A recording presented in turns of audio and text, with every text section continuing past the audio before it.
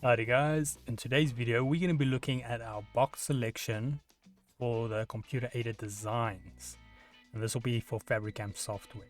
But before that, let's have a quick intro first.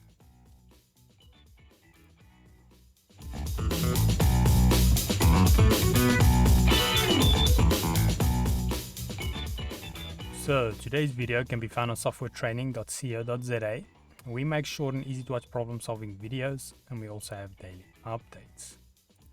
Otherwise, if we head back into the program here.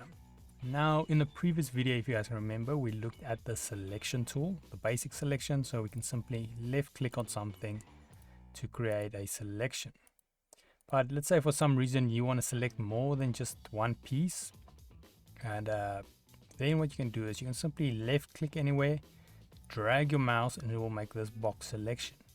So we can, like that, select what we're trying to select. There's a few things to keep in mind though. How this works is whatever it touches, it will select. So if I only touch these two pieces, it will only select them, or only the two inner ones, and you will notice to select all four of them. So to select these two with the box selection becomes extremely difficult or nearly impossible. But if you want to do more bulk selection, then the box shape is excellent because it saves you a lot of time.